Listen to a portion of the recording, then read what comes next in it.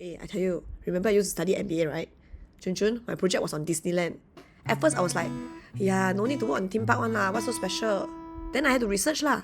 You know, the opening day itself, right? Everything flopped, everything break. I'm not even joking You know the road, right? Melted. The ladies' heels stuck on the floor. Rides all spoiled, no food, everybody sweat, everybody want to faint Then the newspaper had to call it Black Sunday. Like it's the most cursed soft launch ever. But the whole disaster, the hot mess, everything become one of the most studied brand in Harvard history. Like today, Disney is not just like we know as cartoons like Mickey Mouse, those kind of stuff. It's the whole ecosystem. So after the huge success of Disney animated film like Snow White, Cinderella kind of thing, right? Walt Disney, the man behind the mouse, had a dream. So he wanted families to like meet the characters, eat the food, smell the fairy tale, like bring cartoon to life lah. Sounds like a beautiful fantasy, right? But everyone think he's siao one. Like, you know, Noah built ark in the middle of the desert, people all think he's siao. So here's the kicker. You know, Walt Disney is not like cash-loaded CEO, okay? He used to drive ambulance in World War I, real one. Didn't even finish high school. But by the time he had Disneyland idea, he was basically famous already one. But apparently he was broke. So to fund his dreams, right, he actually take out loans against his own life insurance. So his house got rejected by every bank and every studio. And then he had to turn to ABC Network. And then he pitched. He said, you fund my theme park, I'll give you a weekly TV show. That's how obsessed Walt was for his dream. He was so broke, but he's also a very hands-on person, right? So he literally like smuggled plants in his sauce from all the travels he had to help build like Disneyland landscape. He's like having super founder energy because he saw something bigger. He realized if Disneyland was going to work, right, it couldn't be just one-off attraction. Not just movies here, merch there, park over there. Everything had to connect. It had to be the full ecosystem. We see a simple theme park, but he was building a closed-loop system of belief. This is called emotional engineering. So Disney got excited he wanted to go global then. But then he kena culture shock. What happened? They want to try go worldwide, right? And then they realized that every country has different localization. Like in Tokyo, right? There's this massive success. Local partners, small vibes, everybody like, wow, show win ready. So then they wanted to do in Paris, 1992. Haha, they died. Why? Because French people like, hello, where's my wine? Then Disneyland say, sorry, no alcohol. Of course, the whole country riot lah. Then Hong Kong and Shanghai, they took years to negotiate with the governments because political political vibes, not that easy. So Disneyland learned, you can't just copy and paste magic. You need to localize, but you need to protect your brand DNA. By early 2000, Disney a bit old already lah. So the princess is still iconic, but new stuff is not hitting.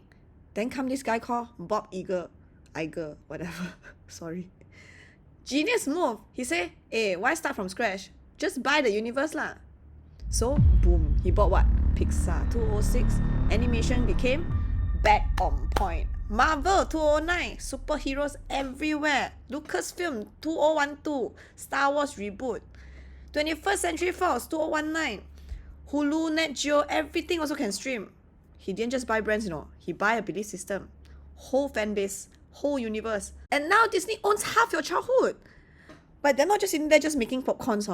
Disney also damn power in tech. Why I say so? 1960s, right? They already started doing animatronics. Do you know what's that? It's those like boat rides, right? Then you can see this thing moving, singing to you kind of thing, that kind of robot. That's what they are into in 1960s already. Then in 1980s, what they do? Disney Channel, like TV babysitter like that. Every time, right, your baby crying, just let them play Disney. 2019, Disney Plus launch.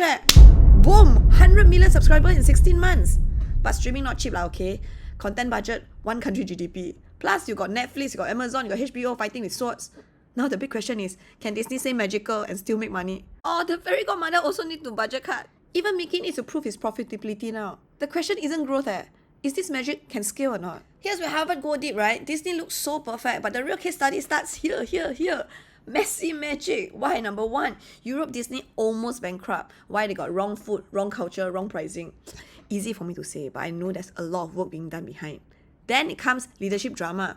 Eisner, he got power hungry, right? Then Iger came in, steady. Then JPEG came in. Everything blur again. Leadership transition is the most headache thing. Number 3, streaming cost rising. IP factor is real. Intellectual property. Streaming still not profitable. Then how? Number 4, TikTok Gen Z don't care about Mickey They watch frog do backflips those kind of things on TikTok. We know. So now, Disney must balance legacy, relevance, profitability, and culture. Not that easy Like trying to hold 5 coffees in one hand And now the challenge is, how do we stay magical while managing costs? How do you stay iconic without feeling dusty?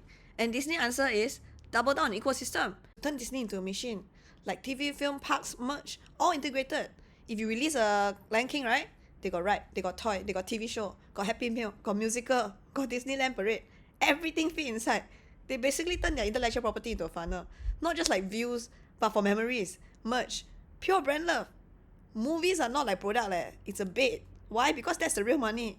When your kids sing Hakuna Matata, whole family start buying Simba plushie, fly to Disneyland just to take a photo with a guy in costume. They also boost profit without making new stuff. How? Licensing, merch, cutting costs. You know what else? They also open Disney store worldwide. The brand don't just live in theme parks alone. They live in shopping malls. If you step in their store, it's like you going to Disneyland, but a lighter version. Then comes a bigger lesson from those case study. You can't export magic wholesale, right? Hong Kong, for example, they say expensive, too Western, local don't feel the love. But later, they finally get it because Mickey starts speaking Cantonese.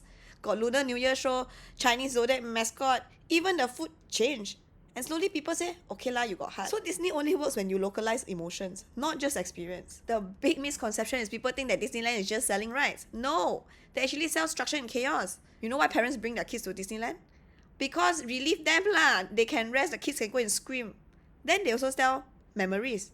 Your kid's first Mickey photo, your Akong's first roller coaster, everything blend into one warm fuzzy memory. They also sell identity, right? They live in fantasy, become princess, superhero, Jedi. Wow, most of them sell memory making, not just price ticket. It's an emotional ROI. Disney doesn't just design rides, they engineer beliefs. And when it works, you don't just visit, you return again and again and again and again until your memories smell like popcorn or like Mickey gloves. The secret is, Disneyland wasn't just a theme park. It was a proof of concept, a way to test a story if it can be a system. Disneyland is a dream machine, but also a corporation. If imagination can become an infrastructure and it worked, Disneyland didn't just reflect culture. They constructed it. So the real takeaway is that don't just build a product. Don't just build a business. Build a world. And when you do, make sure it's a place where people desire to live inside.